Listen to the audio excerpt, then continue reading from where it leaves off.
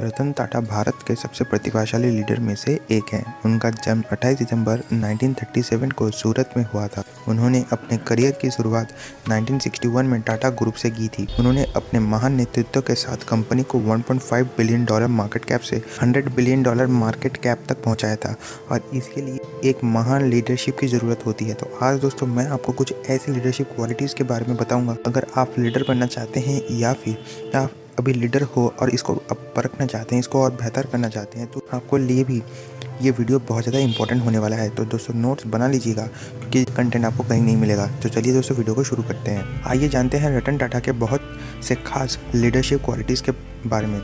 सबसे पहला आता है कि लीडर्स मस्ट बी विजनरी, यानी कि जो लीडर्स होते हैं उनको दूरदर्शी होना पड़ेगा, यानी कि फ्यूचरिस्टिक होना पड़ेगा, दूर देखना पड़ेगा। जैसे कि जो टाटा नैनो था उसको बोला जाता है कि brain child of Tata group chairman Ratan Tata, यानी कि जो रतन टाटा ने सोचा था टाटा नैनो के बारे में, और ये ऐसी कार थी जो कि विश्व में सबसे कम प्राइस में बनने वाली कार थी। लगभग 1 लाख रुपये में ये कार मिल जाती थी। हालांकि बहुत सारी समस्याओं के कारण ये चली नहीं, लेकिन इसका जो इंट्रोडक्शन था ये फ्यूचरिस्टिक था जिस समय ये लॉन्च हुआ था। उसके बाद करते हैं कि जो लीडर होता है वो हमेशा क्रिएटिव एंड इनोवेटिव होना चाहिए। जैसे कि रतन टाटा ने एक टाइटन एज वॉचेस निकाले थे और ये जो घड़ी होती थी ना एकदम पतली घड़ी होती थी और विश्व में सबसे पतली घड़ी ये टाइटन वॉच है। तो इससे समझ आता था कि लीडर कैसे क्रिएटिव होता है और कैसे इनोवेटिव होता है। उसके बाद बात करते हैं कि बिलीव इन योर डिसीजन, यानी कि अपने डिसीजन पर विश्वास रखना। रतन टाटा हमेशा कहते थे there is no such called right decision. आपको डिसीजन लेना पड़ेगा और उसको आपको राइट में चेंज करना पड़ेगा कि उसको डिसीजन सही है।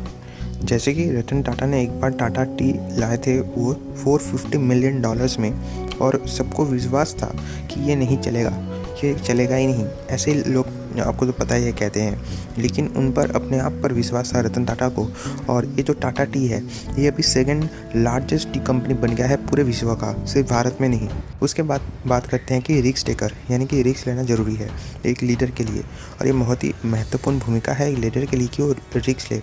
रिस्क में क्या आता है कि जैसे कि आपको पता है कि जैगुआर और जो लैंड रोवर की तो कहानी, उसको मैं रिपीट नहीं करता हूँ, आपने बहुत बार सुना ही होगा। जैगुआर और लैंड रोवर जिसका जो डील है वो डिजास्टर्स डील माना जाता था, यानी कि लोगों का विश्वास था कि ये कभी चलेगा ही नहीं, पूरा डूब जाएगा ये और कहीं पर कोई नहीं खरीदेगा। लेकिन ये जो कंपनी है आज बहुत ही अच्छा परफॉर्म कर रहे हैं, अच्छा प्रॉफिट कमा। उसके बाद करते हैं कि टीम वर्क। रतन टाटा हमेशा कहते हैं कि कोई एक आदमी कोई बड़ा गोल अचीव नहीं कर सकता, इसीलिए टीम वर्क की बहुत ज़्यादा भूमिका होनी चाहिए। टीम वर्क में बहुत सारे आपके टेक्निकल स्किल्स होते हैं और बहुत सारे एंटरप्रेन्योर स्किल्स भी होते हैं, यानी कि कम्युनिकेट कैसे करते हैं आप अपने टीम मेंबर्स के साथ। वो मैं दूसरे वीडियोज़ में बता दूंगा कि कैसे आपको एक टीम मैनेज करने के लिए क्या क्या कैपेबिलिटीज़ या कैपेसिटीज़ होना चाहिए, क्या क्या आपके पास स्किल्स होना चाहिए जो कि आप हमेशा डेवलप कर सकते हैं।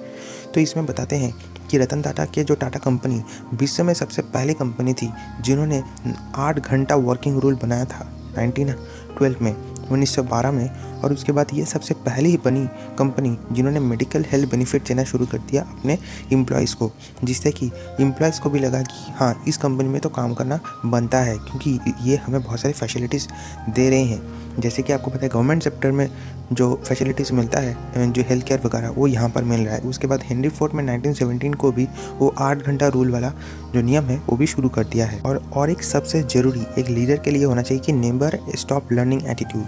जी हाँ दोस्तों, क्योंकि हम अक्सर क्या करते हैं कि कोई डिग्रीज मिलने के बाद हम पढ़ना ख़त्म कर देते हैं कि हमें सब कुछ पता है, लेकिन एक फिक्स्ड माइंडसेट और एक ग्रोथ माइंडसेट होता है। जो फिक्स्ड माइंडसेट होता है वो ये समझता है कि हमें सब कुछ पता है और हम काम करते भी नहीं। ये बहुत ख़तरनाक है। ये ऐसे लोग आपके बिजनेस के भी लिए बहुत ज़्यादा खतरनाक है, तो इनको आपको हमेशा दूर रखना चाहिए। कुछ ना कुछ सीखते रहना जो एक लीडर के लिए बहुत ज़्यादा ज़रूरी होता है। जैसे कि आजकल में मेटावर्स आ रहे हैं, तो आप अगर एंटरप्रेन्योर है तो आप सोच सकते हैं कि इसमें कौन कौन से ग्राउंड चाहिए। इसमें आप लोगों की बर्निंग डिज़ायर, लोगों की जो प्रॉब्लम है उसको पकड़िए, क्योंकि आपको अपने प्रोडक्ट बनाकर कस्टमर नहीं ढूंढना है, आपको अपने कस्टमर के लिए प्रोडक्ट बनाना है। इस चीज़ को हमेशा जहन में लिखिए, अपने दिमाग में रखिए, क्योंकि आप सभी को पता नहीं होगा कि जो रतन टाटा थे उनको एक जॉब ऑफर आया था IBM से, लेकिन उन्होंने रिजेक्ट कर दिया था।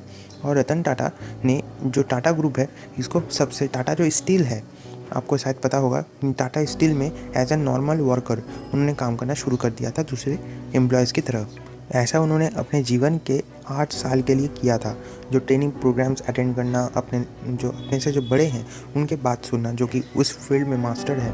तो फिर उनको एक समय पर लगा कि हमने टाइम पास कर दिया है। रतन टाटा ने एक बार कहा था कि मुझे लगा कि ये तो वेस्ट ऑफ टाइम है, लेकिन फिर उनको पता चला नहीं, जो उनको वैल्यूज़ मिला है, जो उनको सीखने को मिला है, जो टेक्निकल स्किल्स उनको मिला है, वो बहुत ज़बरदस्त मिला है, जिससे कि एक बड़ा जो लोग है या फिर बड़ा जो टीम है उसको मैनेज करने का कैपेसिटी भी उनको मिल चुका है। इसलिए हमें हमेशा पढ़ना चाहिए और आगे बढ़ते रहना चाहिए। तो इस वीडियो को देखने के लिए आपको बहुत बहुत धन्यवाद। आगे और वीडियोस आने वाले हैं, उसके लिए चैनल को सब्सक्राइब कर लीजिए, हमारे साथ ऐसे जुड़े रहे।